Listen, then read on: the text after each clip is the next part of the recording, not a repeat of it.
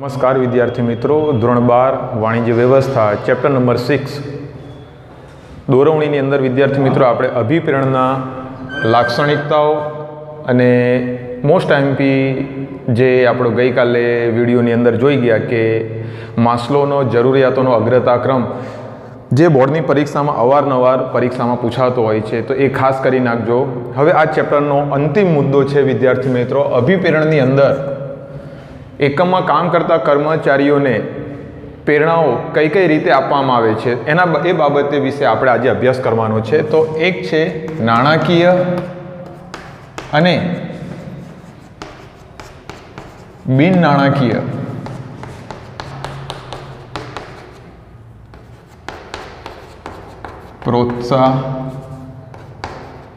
પ્રોત્સાહનો વિશે આપણે આજે અભ્યાસ કરવાનો છે.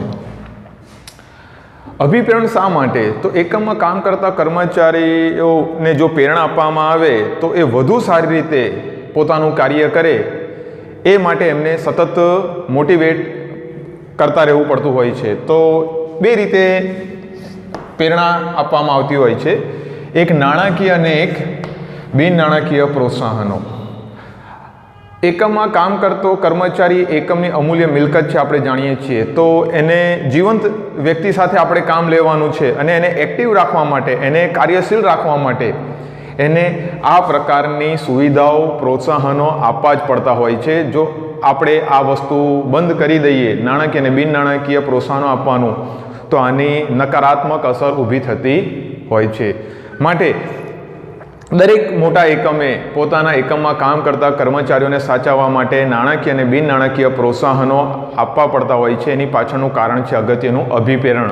કારણ કે સંતુષ્ટ કર્મચારી એકમની અમૂલ્ય મિલકત છે, એ એકમ માટે જ સતત સમર્પિત રહેતો હોય તો સ્વાભાવિક છે એકમની પણ જવાબદારી બનતી હોય છે કે એને યોગ્ય કામના બદલામાં વળતર મળે અને એને કામની અંદર મહત્તમ સંતોષ મળે, એવા સતત પ્રયત્ન કરતા રહેવું જોઈએ.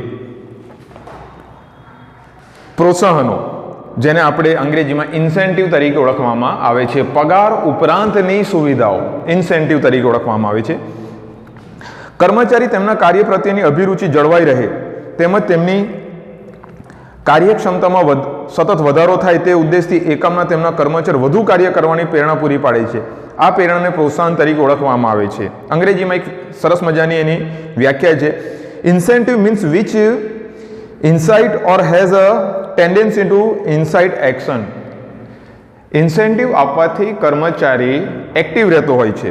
પ્રોત્સાહનો કામગીરીને પ્રોત્સાહિત કરવાની પ્રવૃત્તિ કરે છે. પ્રોત્સાહનો કર્મચારીઓનો ઉત્સાહ વધારો કરે છે, કર્મચારીઓને તેમના લક્ષ્ય સુધી પહોંચવામાં મદદરૂપ થાય છે. પ્રોત્સાહનો બે પ્રકારના છે, એક છે નાણાકીય પ્રોત્સાહનો અને બિન નાણાકીય પ્રોત્સાહનો. આપણે નાણાકીય પ્રોત્સાહનો વિશે જોઈએ.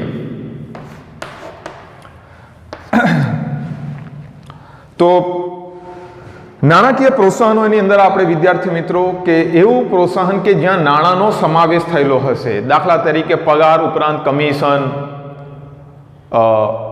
બીજી કોઈ નાણાકીય સહાય, મદદરૂપ થવી, લોન આપવી, કર્મચારીઓને ઓછા વ્યાજ દરે લોન પૂરી પાડવી, એ પણ એક પ્રકારનું નાણાકીય પ્રોત્સાહન છે. કમિશન આપવું એ પણ એક પ્રકારનું નાણાકીય પ્રોત્સાહન છે. તો એ વિશે આપણે આજે જોવાનું છે.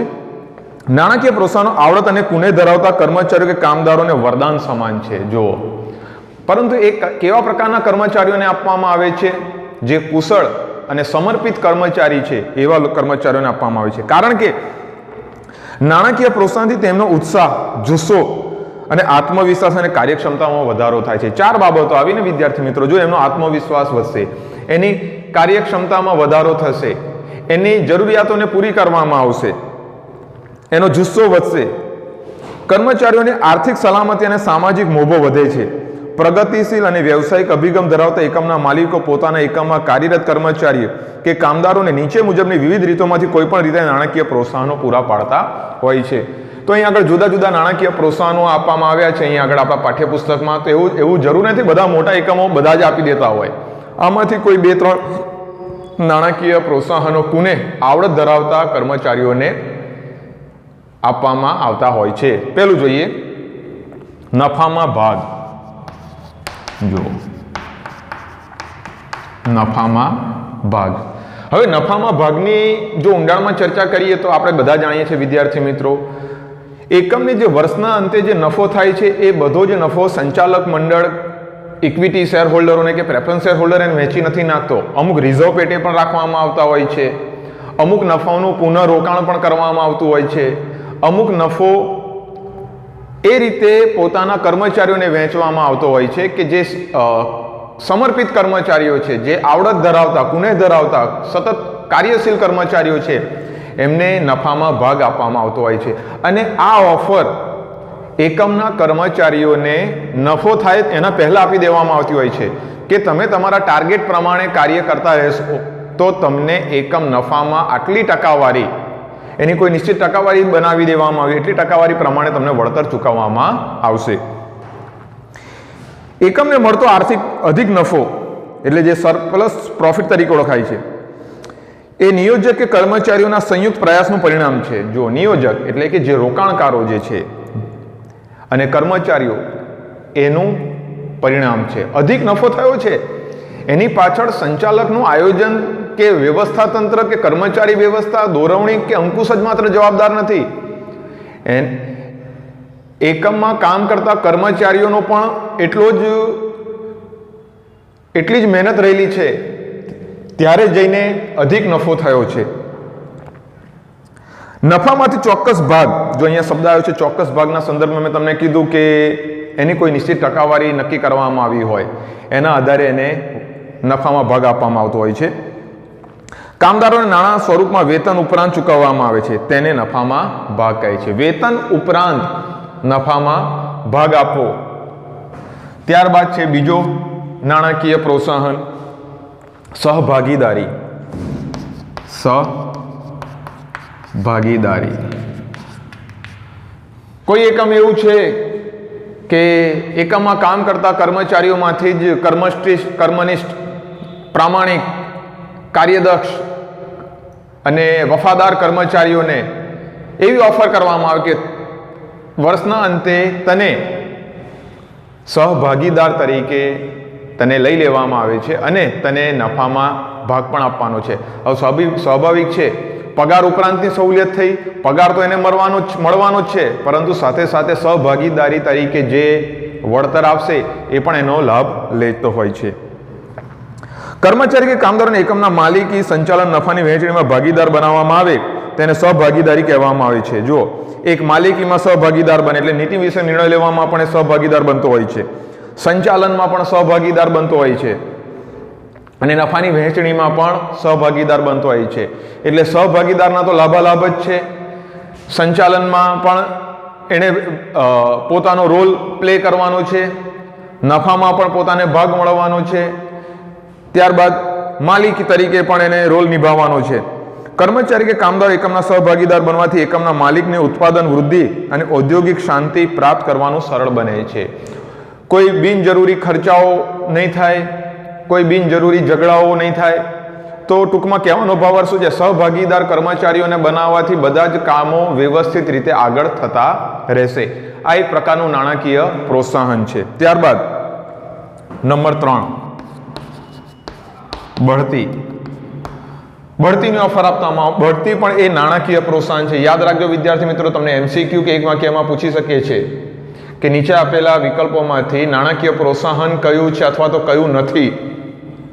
તો બઢતી પણ એક નાણાકીય પ્રોત્સાહન છે. કર્મચારી વ્યવસ્થાની અંદર આપણે ઊંડાણમાં ચર્ચા કરી ચૂક્યા છે કે એકમમાં કામ કરતા કર્મચારી પોતાના હોદ્દા ઉપરથી ઉપરના હોદ્દા ઉપર લઈ જવામાં આવે ત્યારે તેને સત્તા અને જવાબદારીમાં પરિવર્તન આવે છે, તેનું પગાર ધોરણ બદલાતું રહેતું હોય છે. જે અગાઉ જે પગાર મળતો હતો એના કરતાં પગારમાં વધારો થતો હોય છે, એનો માન, મોભો અને વર્ચસ્વ વધી જતું હોય છે. તો બઢતી પણ એક પ્રકારનું નાણાકીય પ્રોત્સાહન છે. અને વિદ્યાર્થી મિત્રો, કોને બઢતી ન ગમે? દાખલા તરીકે પ્યુનને ક્લર્ક બનાવવામાં આવે, ક્લર્કને શિક્ષક બનાવવામાં આવે, શિક્ષકને આચાર્ય બનાવવામાં આવે, આચાર્યને ડીઓ તરીકેની પોસ્ટ આપે, ડીઓને નિયામક તરીકેની પોસ્ટ આપવામાં આવે, નિયામકને સચિવ બનાવવામાં આવે. તો કોને અપેક્ષા ન હોય પ્રગતિ કરવાની? પરંતુ એ તમે ક્યારે શક્ય છે તમારી પાસે? તમે એ રીતે કાર્ય કરતા રહેતા હો તો તમને પ્રમોશન મળશે, તો બઢતી મળશે. બઢતી બધાને નથી મળતી હોતી. એ બાબત પણ ખાસ યાદ રાખવાની છે. સારું કાર્ય કરવામાં આવશે, સમર્પિત થઈને પોતાનું કાર્ય કરતા રહેશે તો એવા કર્મચારીઓને બઢતી આપવામાં આવતી હોય છે. એ પણ એક પ્રકારનું નાણાકીય પ્રોત્સાહન છે. કર્મચારીને તેમના વર્તમાન હોદ્દા ઉપરથી ઊંચા લાભદાયી હોદ્દા ઉપર મૂકવાની પ્રક્રિયાને બઢતી કહે છે, જેથી કર્મચારીઓને સત્તાને, જવાબદારી અને ફરજો અને વેતનમાં વધારો થાય છે. બઢતીના કારણે કર્મચારીની કાર્યશક્તિ અને જુસ્સામાં વધારો થાય છે. દાખલા તરીકે ઉદાહરણ આપીએ, કોન્સ્ટેબલને એએસઆઈ તરીકે પ્રમોશન આપવામાં આવે, બઢતી આપવામાં આવે. એએસઆઈને પીએસઆઈ તરીકે પ્રમોશન આપવામાં આવે, પીએસઆઈને પીઆઈ તરીકે પ્રમોશન આપવામાં આવે, પીઆઈને ડીએસપી તરીકેનું પ્રમોશન આપવામાં આવે, ડીએસપીને એસપી તરીકેનું પ્રમોશન આપવામાં આવે. તો આ એક પ્રકારની બઢતી જ છે અને બઢતી એક ઈચ્છિત પ્રક્રિયા છે. દરેક કર્મચારી, દરેક વ્યક્તિને પસંદગીનું કાર્ય છે. ત્યારબાદ છે બોનસ. બોનસ ક્યારે ચૂકવવામાં આવે છે એની ચર્ચા આપણે સહકારી મંડળીની અંદર જોઈ ગયા. જ્યારે નફો થાય ત્યારે એકમ નફા ઉપરાંત બોનસ જાહેર કરે છે. ઇક્વિટી શેર હોલ્ડર હોય, પ્રેફરન્સ શેર હોલ્ડર હોય, એમને બોનસ તરીકે ચૂકવવામાં આવતું હોય છે. વર્ષના અંતે નક્કી થતા નફામાં કામદારોનું પ્રદાન હોય છે. આથી બોનસમાં કાયદા પ્રમાણે દર વર્ષે ગણાતા નફામાં અમુક ટકા કર્મચારીનું વર્ષના અંતે બોનસ સ્વરૂપે ચૂકવાય છે. એટલે બોનસ પણ એક પ્રકારનું નાણાકીય પ્રોત્સાહન છે. ત્યારબાદ નંબર 5, કમિશન.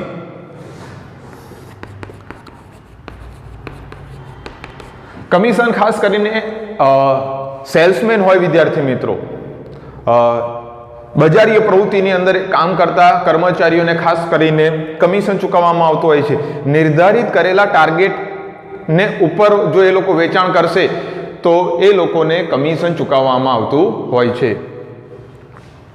એકમના માલિક વેચાણ વધારાના હેતુથી વેચાણ સાથે સંકળાયેલ કર્મચારીઓ માટે, જો યાદ રાખજો, વેચાણ માટે સંકળાયેલા કર્મચારીઓ માટે અલગ અલગ વેચાણના લક્ષ્યાંકો એટલે કે ટાર્ગેટ લક્ષ્યાંકોના સંદર્ભમાં અલગ અલગ કમિશન દર નક્કી કરવામાં આવે છે. વેચાણ સાથે સંકળાયેલા કર્મચારીઓને સિદ્ધ કરેલા વેચાણ મુજબ એકમના માલિક તરફથી તેઓને પ્રોત્સાહન સ્વરૂપે નાણાકીય વળતર ચૂકવવામાં આવે છે, જેને કમિશન કહે છે. યાદ રાખજો, આ વાક્યની અંદર કોને ચૂકવવામાં આવે છે?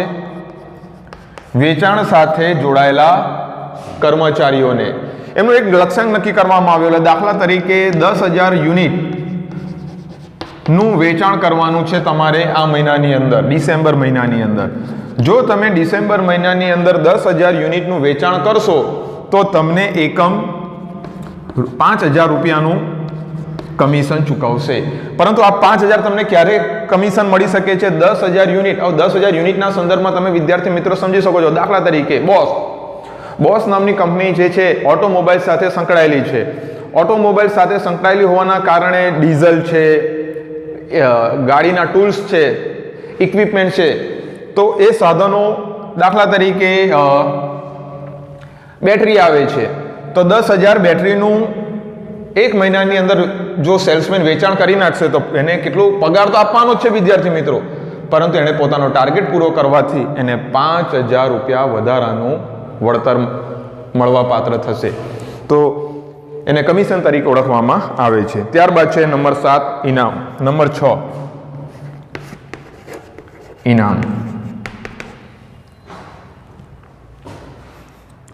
એકમમાં કાર્ય કરતા કર્મચારીઓ કામદારોને અસાધારણ કામગીરી, સાધારણ નહીં પણ અસાધારણ વિશિષ્ટ કામગીરી કાર્યશૈલીને ધ્યાનમાં લઈને એકમને વાર્ષિક સભા, સંમેલન કે વિશિષ્ટ સમારંભ યોજી એકમના માલિક તરફથી જે તે કર્મચારી કામદારોને તેને સેવા બદલ રોકડ પુરસ્કાર, ચેક આપવામાં આવે કાં તો કવર આપવામાં આવે, એની અંદર રોકડ સ્વરૂપે ઇનામ આપવામાં આવે. જાહેરમાં સાથે પ્રમાણપત્ર અને ચંદ્રક આપી જાહેરમાં સન્માનિત કરવામાં આવે છે. તો કર્મચારી અને આ કરવાથી કર્મચારીના જુસ્સા, ધગસ અને કાર્યક્ષમતામાં વધારો થાય છે. એટલે એક સંતુષ્ટ કર્મચારી, હમણાં જ આપણે વાત કરી, એકમની અમૂલ્ય મિલકત છે વિદ્યાર્થી મિત્રો. તો જાહેરમાં સન્માન આપવામાં આવવાથી કર્મચારી ત્યારબાદ વધુ સારી રીતે પોતાનું કાર્ય કરશે. માટે અભિપ્રેરણ જરૂરી છે, નાણાકીય પ્રોત્સાહન. ત્યારબાદ છેલ્લો મુદ્દો છે 7મો, સલાહ અને સૂચનો. સલાહ અને સૂચનો. બોર્ડ ઓફ ડાયરેક્ટરની મિટિંગની અંદર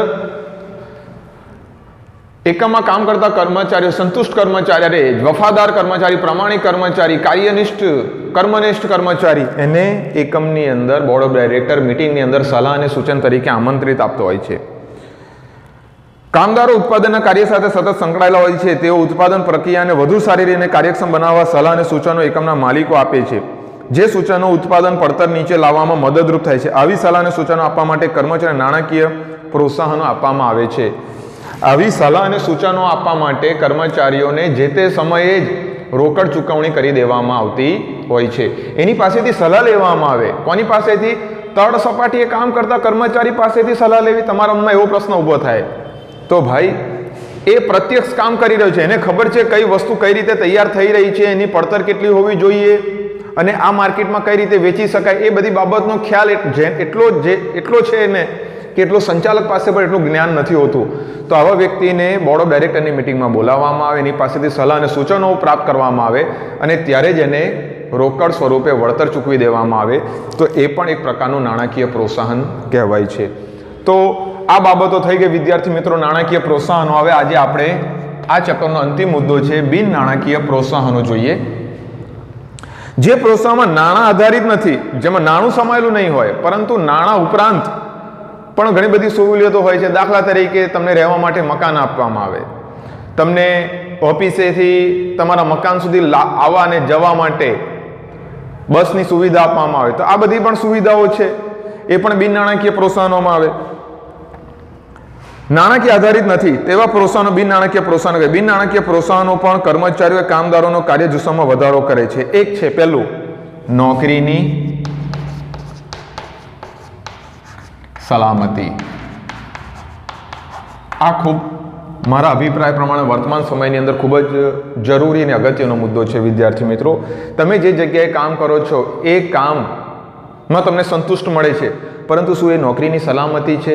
જો એને નોકરીની સલામતીની ઓફર પહેલેથી કરવામાં આવી હોય તો એ જ કર્મચારી વધુ પ્રામાણિક રીતે, વધુ જુસ્સાથી, વધુ સારી રીતે પોતાનું કામ કરશે. પરંતુ ક્યારે એને એમ કહેવામાં આવે કે ભાઈ તારી નોકરી સલામત છે. માટે જ વર્તમાન સમયની અંદર કેમ બધા જ સરકારી નોકરીઓ પસંદ કરતા હોય છે, એની પાછળનું મુખ્ય કારણ છે સરકારી નોકરીની અંદર નાણાકીય લાભાલાભ તો છે જ, પરંતુ નોકરીની સલામતી એટલી જ રહેલી છે. માટે જ આપણે બધા વિદ્યાર્થીઓને કહેતા હોઈએ છીએ કે એવું જરૂરી નથી કે સરકારી નોકરી પ્રાપ્ત કરવી. હવે તો પ્રાઇવેટાઇઝેશન, ખાનગીકરણની અંદર પણ નોકરીની સલામતી આપવામાં આવતી હોય છે.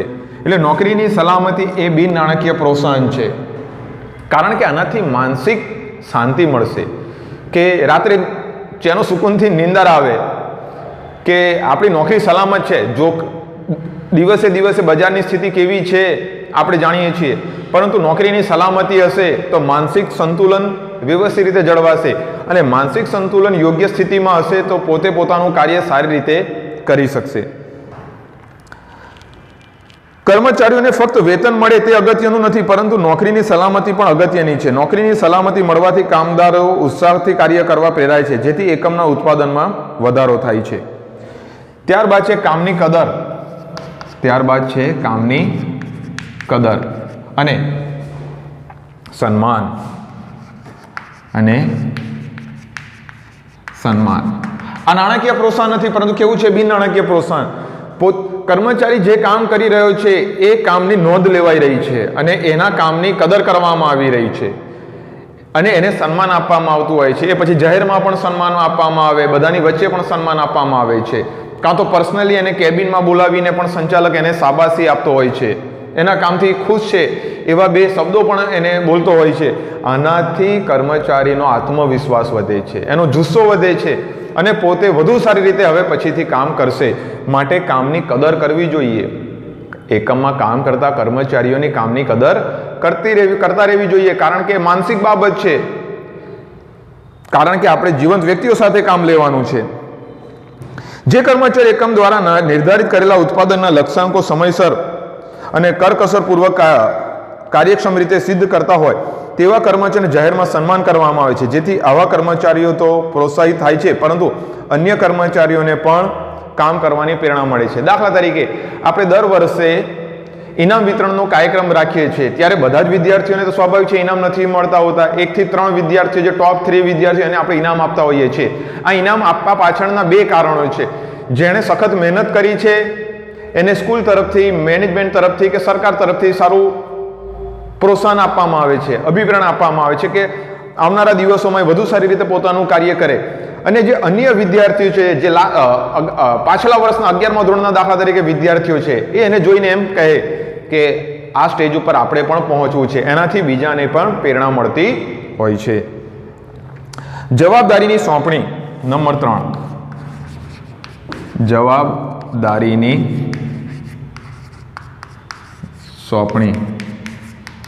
એકમમાં કામ કરતા કર્મચારીને પોતાના કાર્ય ઉપરાંત કોઈ વિશિષ્ટ પ્રકારની સારી જવાબદારી સોંપવામાં આવે. દાખલા તરીકે કોઈ જોબર હોય, ફોરમેન હોય, એને એમ કહેવામાં આવે કે ભાઈ હવે તારે નિરીક્ષકની કામગીરી કરવાની છે. પોતે ગર્વ અનુભવશે, ઓહો હવે હું નિરીક્ષક બની ગયો. તમે ક્લાસમાં અનુભવ્યું હશે, ક્લાસમાંથી કોઈ એક વિદ્યાર્થીને મોનિટર બનાવવામાં આવે તો મોનિટર આમ કરીને ચાલતો હોય કે ભાઈ હું ક્લાસનો મોનિટર છું, I am a leader, I am a captain of the class. તો ટૂંકમાં સ્વાભાવિક છે, એને બધાની નજરની સામે એનું વર્ચસ્વ વધારે સારું હોય છે અને જવાબદારી સોંપવાથી એનો આત્મવિશ્વાસ વધતો હોય છે અને વધુ રીતે પોતાનું સારું કાર્ય સારી રીતે કરશે એવી અપેક્ષાઓ રાખવામાં આવતી હોય છે. કર્મચારીઓના કાર્યમાં પ્રોત્સાહિત કરવા માટે અધિકારીઓ અને તાબેદારોને કે અન્ય કર્મચારીઓને તાલીમ અને દોરવણી આપવાની વિશિષ્ટ જવાબદારી સોંપવામાં આવી છે. જવાબદારીની સોંપણીથી કર્મચારીઓનો વિશ્વાસ વધે છે અને વધુ કાર્ય કરવાની પ્રેરણા મળે છે. ત્યારબાદ છે નંબર 4, સલાહકાર.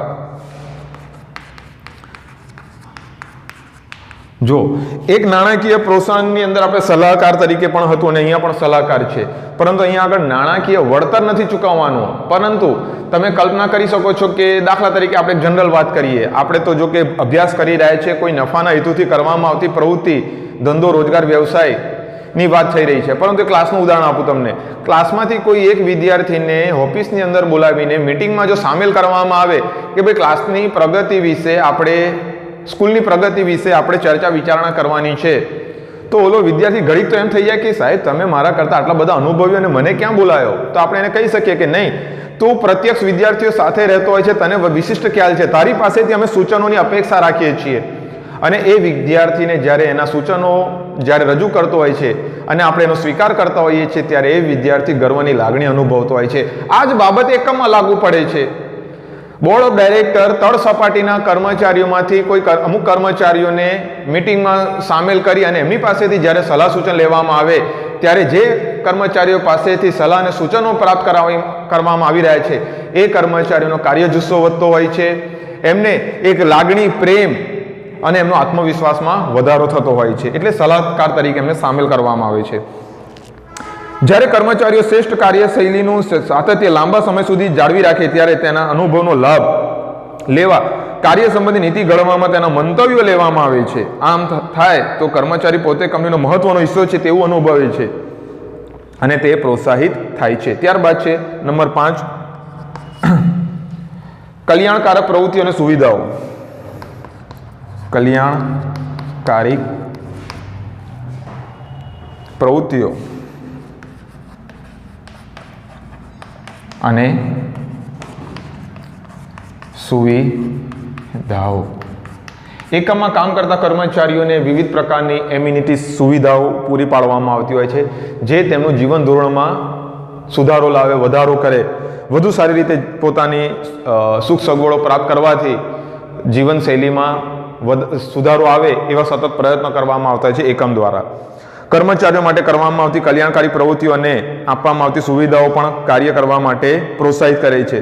કર્મચારીનું વેતન ઉપરાંત તબીબી સેવા, મેડિકલ અલાઉન્સ, જેને આપણે અંગ્રેજીમાં મેડિકલ અલાઉન્સ કહીએ છીએ, સસ્તી કેન્ટીન સુવિધાઓ, બજારની અંદર જે હોટલ હોય એના કરતાં સસ્તા ભાવે એમને શાક અને રોટલી પોતાના ઔદ્યોગિક એકમની અંદર જ એવી કેન્ટીન ઊભી કરવામાં આવી હોય, ત્યાં આગળ એમને સસ્તા ભાવે પૂરી પાડવામાં આવતી હોય છે. પુસ્તકાલયની સગવડ, લાઇબ્રેરીની સુવિધા આપવામાં આવે. એકમમાં કામ કરતો કર્મચારી જે જગ્યાએ કામ કરે છે ત્યાં આગળ એને આ બધી સુવિધાઓ મળવી જોઈએ.